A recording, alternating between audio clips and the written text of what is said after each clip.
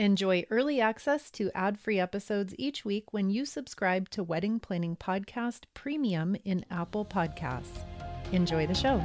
The cost of food and drinks can be a huge source of frustration as you're planning your wedding. I can't tell you how many messages I get from couples who are absolutely horrified by how much it costs to serve their closest loved ones something as simple as dinner and drinks. Who knew that food was that expensive?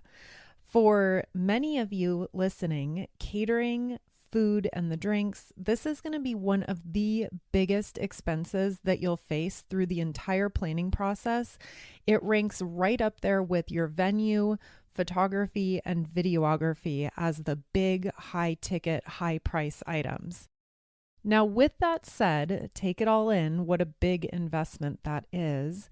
And think of the wedding meals that you have had served in the past at weddings that you've been to. So sitting at the table and looking down at your plate of chicken, mashed potatoes, and steamed vegetables, nothing out of the ordinary. You would never have dreamed that that plate might have cost up to $100 to be placed in front of you, right? It's crazy. I will never forget one wedding that I went to. The entire event was absolutely gorgeous. There was little expense spared. There were hundreds of guests. But the meat that was served for dinner was literally unrecognizable. Now, don't get me wrong, it was a beautiful event. I am not a food snob by any means. It tasted fine, but we literally still don't know if it was steak, chicken, or pork. That's how overcooked it was. It was covered in a thick breading. It was unrecognizable.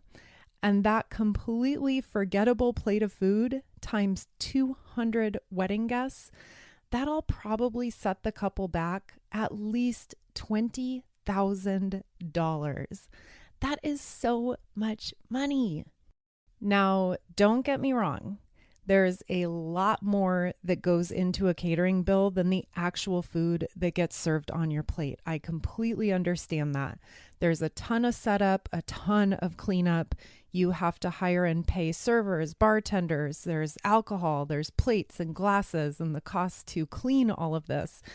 The list goes on and on and on, and we get into that in great detail in some other past shows that are totally dedicated to catering.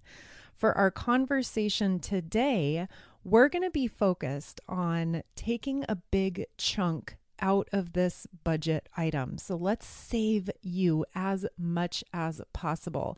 And to do that, we're going to focus on setting up your own appetizer spread for the cocktail hour. Here's a roadmap of where we're going for the rest of today's show. We're going to review everything you need to know to set up your own appetizer spread. Everything from menu planning, shopping, exactly how much to buy per person, what it costs, and all the things you need to keep in mind to set this up and pull it off without a hitch. We're going to start with a very streamlined, very affordable, and very simple menu. We're going to call that appetizer menu number 1. And later in the show, we're going to review a much heartier option with lots more to offer, lots more items, a little more gourmet, and we're going to call that appetizer menu number 2. So, of course, you wouldn't be serving both of these. It'll be a pick one or the other, depending on what your wedding setup is, your wedding budget, and your personal tastes. Now, even if you're listening and you already know that you're using a more traditional caterer for the main meal, doing your own appetizer spread is still a wonderful way to customize what you're offering so you get to hand pick your very favorite things to share with your guests. You also get to up the quality. You get to go shopping and pay wholesale prices for these menu items without any of the markup that a catering company is going to pass down to you. And the result of this is, of course, that you will save a ton of money over handing this over to a professional caterer. So if this sounds like it's an option for you, given your venue, your catering desires, and you're ready to save a ton of money and have a ton of fun in the process, who's up for that? I know I am. So let's forge ahead. And even better, the process of making your own appetizer spread that we're going to review today is also appropriate for a ton of different types of weddings and even pre-wedding events like your bridal shower or your rehearsal dinner. So if outside food or drink is not allowed at your venue and this is not going to work for your actual wedding day, stay tuned because it is a really versatile system that we're going to walk through today that you can apply to lots of other events in your life. You can use this method to simply serve your guests an appetizer course. So in other words, you're just doing a traditional cocktail hour where some light snacks are served along with drinks, and then that's followed by a main meal and a full-length reception. You can also use the second menu that we're going to review as a full-blown cocktail-style wedding reception spread. So this is the main event, the second menu that we're going to review. And that would be if you're going with a cocktail-style reception only and you are not serving a main meal. The cocktail style reception is a really affordable and really popular option for those of you who are looking for a little less fanfare. You don't want the all-out dinner and dancing, the full night celebration. This is more of an abbreviated style reception. Okay, so let's get back on track here. That second menu is going to be much heavier. It includes lots of protein, larger quantities, much more variety, and a lot of tasty, fun little extras on the side. We'll get to the details of all of that in a few minutes. So even if you listen to today's show and you're thinking, DIY appetizer spread for the wedding day, nope, I'm out, not for me. This process that we're going to flow through for planning, shopping, and setting up, this translates to any event you host throughout your lifetime as a host or hostess, whether that's your rehearsal dinner for the wedding, a birthday party for 50 people, a dinner party for 12 of your closest friends, or an intimate wine and cheese tasting for you and your girlfriends. This is a great formula and a great skill to have, so bookmark this episode. And one last thing, I promise, and then we're going to dive into the goods. I've heard from a bunch of you who are not allowed to bring outside food or drink into your venue space. And you have to use an on-site caterer or a recommended caterer that comes from your venue. Ugh, I feel you, so annoying. If that's the case for you, definitely still bookmark this show to use for a pre-wedding event like I just mentioned, any dinner, any party that you host. Forward it to anyone who's helping you plan your rehearsal dinner or your bridal shower, and then bookmark it for the future. And on that note, this is a perfect time to mention for those of you who are early in your engagement and have not yet chosen a venue. This is the perfect time to say that choosing a venue that does allow you to bring in outside food and drinks is going to give you a ton of flexibility in your plans. I highly recommend making that a top priority item as you're shopping for venues. It's going to pay off big time dividends down the road as your plans start to come together. And with that said, if you're ready, I know I am, let's dive right in. The first thing we're going to do is make a plan, and I'm going to give you a little bit of background information here on what it costs to have a caterer do an appetizer spread for you. Dozens of the messages I receive from you are specifically dismayed and ticked off about the cost of the cocktail hour. I get a ton of dollar amounts and a ton of dollar ranges. This is really dependent on where you're located in the country, so it is hard to put a number on these things. But for a baseline average, let's go with $15 per person for cheese and crackers. Now, in a ton of my favorite restaurants, $15 will buy you an entire meal. So $15 for cheese and crackers? Ugh. That means for a wedding with 100 people, trays of cheese and crackers, and you might get a couple grapes, maybe a couple strawberries thrown on there too. That is going to cost you about $1,500. And we're not talking about gourmet cheese with honey and nuts and cured meat and delicious bread like a whole charcuterie spread that you would get in a nice restaurant. No. We're talking grocery store quality yellow cheddar cheese and plain crackers. $1,500 is more than I spent on my wedding dress, our photographer, and all of our flowers combined. True story. We could go to Costco right now, you and I. We could go to Costco and buy cheese and crackers for 100 people. And do you know what that would cost? It would cost $76. Yes. $76 total for 100 people. That's 76 cents per person, less than $1. And a caterer is going to be charging you any range between, say, $8 to $18 for that? No. So now, given that, let's put things into perspective here. If you want to add anything that's a touch more fancy, like gourmet dried meat or nuts, olives, honey, bam, you're going to be looking at more like $20 to $25 and up per person for a catering company to set up the appetizer hour. We have got to beat the system here. And we're going to do it. So here's our plan. Here's exactly how we go to Costco and we get to that 76 cents per person number. I mentioned in the intro to today's show that we're going to choose a menu and make a shopping list for a couple of different levels of appetizer spreads.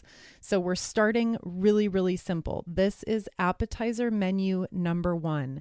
And the only things on this menu are high quality cheese, crackers, and grapes. And let's walk through exactly how we get to that 76 cents per person number. The first thing we need to do is figure out how much we need to buy for 100 people. And that's kind of overwhelming. I mean, who goes shopping for 100 people? Professional caterers do, but you and I probably not so much, not very often. The first thing I want to show you is just a really practical little hands-on experiment. So come with me into my kitchen and let's check out how much one person would eat of cheese and crackers and grapes.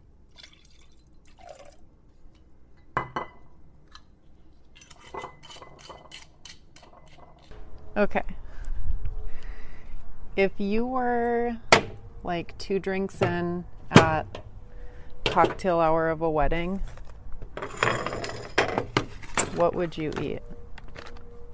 Quantity, or what would I pick? Quantity. Dried meat, crackers, grapes, cheese. Like quantity, 1 hour, cocktail hour. You've had a couple drinks. You're going to maybe have one more drink before we go in, sit down for dinner. How much of that would you eat? I would probably have 3 slices of one of the meats. Okay. Probably about this many crackers. Okay. Put them here so I can measure them. And no grapes. That's what I would eat, yeah. Okay. Grapes would not be a factor here. Cool. Good to know. Okay. Very interesting and actually pretty surprising to me. John is a huge, big, hungry husband and he eats a lot. And he chose 2 ounces of cheese, 14 crackers, and like 3 grapes. And I swear he only picked up the grapes because I was standing there watching. I'm really not confident that he would eat any grapes if he was in an actual cocktail hour setting. So do with that what you will. The grapes might be optional, or at least maybe we can cut the quantity in half. I did the same little exercise, little hands-on experiment, and I chose 2 ounces of cheese, 10 crackers, and a healthy handful of grapes. So if you average us out on the grapes, we each took about a half a handful. I have a video of exactly what 2 ounces of cheese, 4 ounces of grapes, and 10 crackers looks like on the blog post that I did for today's show. It's very detailed. It has a ton of good information. So you'll definitely want to check that out at weddingplanningpodcast.co/cheese. What I just listed there, the cheese, the grapes, and the crackers, it's actually a lot more food than I would have thought just hearing those numbers. So go take a look at the visual. That video is really helpful to get you to imagine what this actually looks like in terms of your guests making plates and eating it within the span of the 1-hour cocktail session. Now, I also did some research online and I found a few expert opinions on hosting and recommended quantities per person. Of course, there's a wide range out there depending on where you look, but for our menu of just a light spread of cheese and crackers to be followed by a larger meal, I'm going to stick to and set that you'll want to plan on about 2 ounces of cheese per person, 10 crackers per person, and 2 to 4 ounces of grapes per person. My friends, we are headed to the happiest place on earth. Nope, not talking Disneyland. We're talking about Costco. You can buy 1 or 2 kinds of cheese. I'm going to be shopping for Monterey Jack and cheddar just to give a little variety. Or, of course, you could just stick to 1 kind of cheese to keep things as simple as possible. That's totally fine too. Another quick note here, if you take a look at that video of my portion size, and if you're feeling a little bit like you might want to round up and not risk running out of food, always better to have a little bit too much than not enough, then you could definitely round up. The cost of this food itself is so low that rounding up is really not going to impact your bottom line very much at all. So if you want to have that extra cushion, have a little leftover rather than being stressed out about running out, then by all means, round those numbers up a little bit to what you feel comfortable with. It's really helpful to hear actual numbers. I know this is an audio show. There's no visual component, so it's kind of hard to imagine. To recap everything, for 100 people, you're going to want about 200 ounces of cheese. That's 12.5 pounds. You're going to want 1,000 crackers. That's 10 crackers per person. And you're going to want about 200 to 400 ounces of grapes. That's anywhere from 12 to 25 pounds. If your friends and family are big into the fruit like I am, I would go towards the heavier side of that. If they're not so much into it and this is more of a garnish or a decoration, then you can, of course, scale back on it. And the grand total for all that food at Costco, that's that $76 number that I shared with you just a few minutes ago. That's amazing. Remember, for a full recap and a full outline of the quantities, the menu items, the prices, and so much more, remember to visit weddingplanningpodcast.co/cheese. Okay, let's move on to appetizer menu number 2. Here we're going to do a much bigger gourmet service that includes meats, multiple kinds of high quality gourmet cheese, nuts, olives, and so much more. This appetizer spread is perfect for the following situations. First off, maybe you want to serve a much more filling appetizer round because your main meal is pretty light.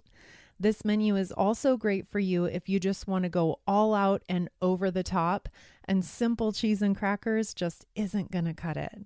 And lastly, if you're doing a cocktail style wedding reception without a main meal, this more expansive and filling selection of food will be perfect for you and your guests. On appetizer menu option number 2, we're going to serve 4 kinds of gourmet cheese, nuts, we have dried cranberries and apricots, dried meats, olives, pickles, gourmet crackers, jam, honey, spicy mustard, and grapes. Now, first things first, same as we did with appetizer menu number 1, how much cheese, meat, nuts, crackers, etc. are you going to need per person? We're going to use, for round numbers and example's sake, again, we're going to use 100 people. And for this menu, let's plan on a little bit more cheese per person since we have multiple kinds being served. And since this is meant to be a little heartier of a menu, so I'm going to up the cheese from 2 ounces to 3 ounces per person, which is going to be about 19 pounds total.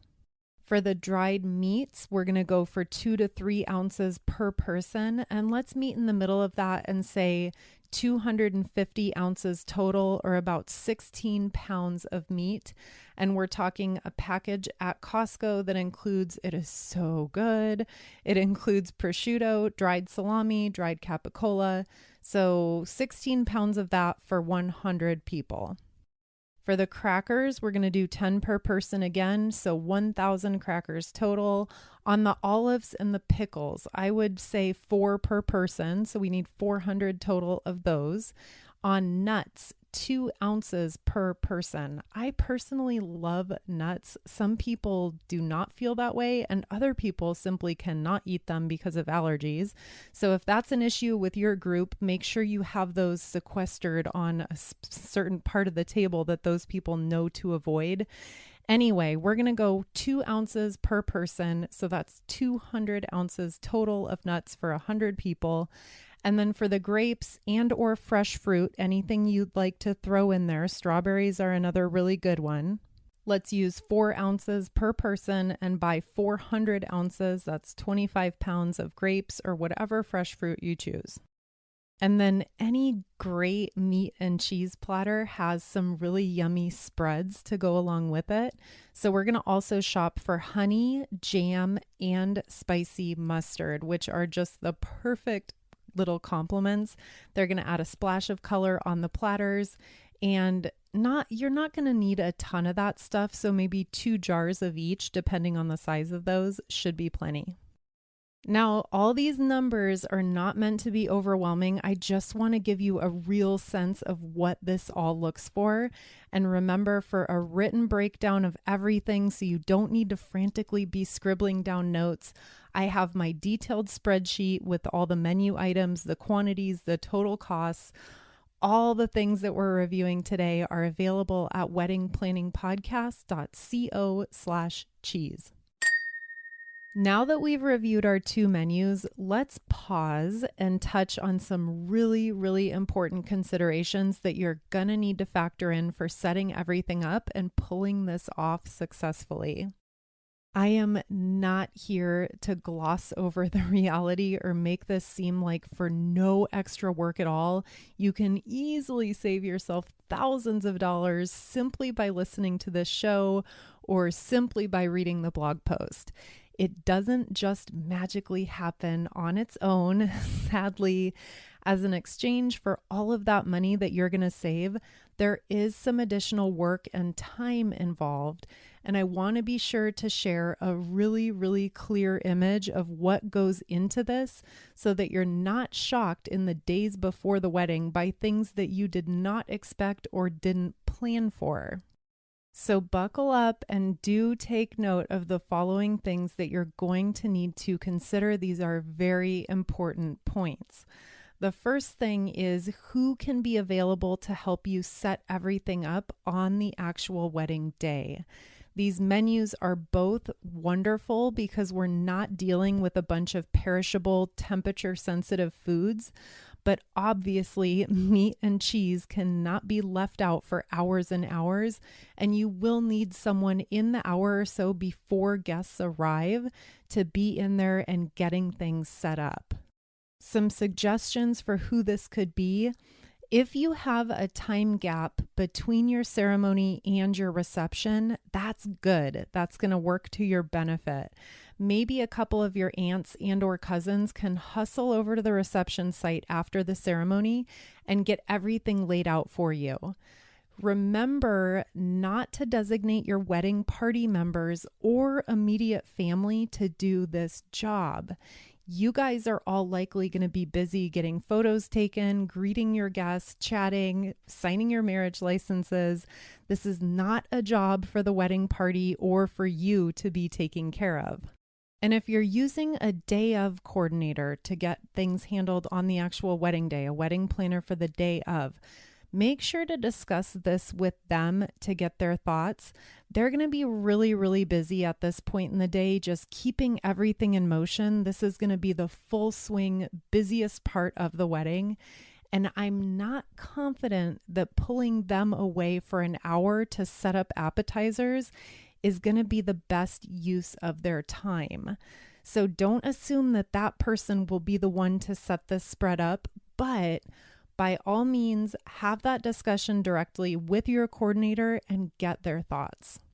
Next thing to consider is make sure you have a plan of how you're going to store all that meat and all that cheese. Everything else on the menu can be left out at room temperature. That's not a big deal at all. So whether it's a refrigerator on site of your reception, maybe you need to fill up a couple of coolers to keep the meat and the cheese on ice. Just have a plan for that so that things aren't left sitting out for hours and hours before the reception cocktail hour. You don't want to do that. You'll need to think about where you're going to set up the food. So literally what tables are available, what counter spaces, what bar areas, what space is going to be available for you to set up all this food on for 100 people. Maybe your wedding is much smaller, in which case you need less space for that, but have a plan for where it's all going to go. And hand in hand with that, I would also recommend drawing a really simple map of what you want to be set up and where. This sounds a little bit micromanagey, but if you want your platter or your spread to have a specific look, you kind of want to mix in the grapes and have things scattered about, and so every guest can pick and choose. You don't want someone to just open the crackers and dump a pile of them on the middle and then dump all the cheese next to it and dump all the grapes next to that. We want to kind of have it set out in a visually appealing way. So make sure that that's clear with just a really simple map or a really simple diagram of how you want everything to look. And back to tables really, really quickly, or whatever counter space you're going to set this up on. I wouldn't recommend setting everything up in one single spot, especially if you're having 100-ish people attending. That's really crowded for 100 people to try to get in the same place at one time. So ideally, I would break this up into 3 or 4 different locations within the space so that people can easily access things at an arm's length and without having to wait in line and having a big crowd around one single table. Next thing to plan for is having any serving dishes you want, maybe small bowls for the nuts, any miscellaneous items like spreaders for the jam and the honey, little cheese knives to cut from the blocks of cheese, tongs for picking things like grapes and cheese slices up. Tongs are optional in my opinion, but it might be nice to have a few of them on hand. Have all of this laid out, set aside, and ready to go so it's not missed in the last minute hustle. My favorite way to set up this style appetizer spread is on long rows of parchment paper just set directly down on the tabletops or the countertops. You'll find parchment paper at the grocery store. It's right by the aluminum foil and the plastic wrap. And serving everything laid out together looks really colorful, rustic, very pretty. And bonus, it gets you out of having to find a bunch of boards and serving platters to set everything up on. Of course, you'll also want small plates, and you can use really high quality paper plates here. No need to have glass plates for this. And cocktail napkins, those should all be set out where they can't be missed. Another really, really important prep item for your list is slicing all the cheese and maybe cutting apart the grape bunches for easy grabbing. The only catch with those big delicious blocks of cheese from our first menu is that they do not come pre-sliced. They cost $4.99 for 2 pounds for a reason. We're sacrificing some convenience here. So just make sure that you don't get caught in the very last minute with your poor aunt trying to frantically slice 6 giant blocks of cheese. Her hand will fall off. So I would recommend that a group of you get together a couple days before the wedding to slice all of that cheese, map out what goes where on the tabletops, and make sure that you have all those miscellaneous serving items set out somewhere where they're not going to be forgotten. Very, very important. And speaking of slicing cheese, another option, of course, would be to buy pre-sliced cheese, which is available at your warehouse store like Costco or Sam's Club. The pre-sliced is going to be a little bit more expensive, and it's probably going to be slightly lower quality than those big blocks, but all the slicing is done for you, which is really, really nice. I think that covers the important things to consider, and none of that was meant to scare you off from doing this. I am 1000% confident that this project is totally worth your time every single minute that you'll invest in it. I just want to give you all the info I can so that there are no surprises in those last days before the wedding. I hope you loved today's show as much as I loved putting it together and sharing it with you. If you plan on doing your own appetizer spread or cocktail reception, I would absolutely love to hear all about it. I'd love to know the creative menu items you're including, who's helping you with the shopping and the setup, any extra creative touches that you've imagined. You can shoot me a DM on Instagram or be in touch by visiting weddingplanningpodcast.co/contact. And quickly before we say goodbye, let me just recap a few resources that go along with this show. You'll find a detailed blog post of everything we covered at weddingplanningpodcast.co/cheese. All the quantities, the prices, the menu items, and tons of pictures and videos. That's a can't miss.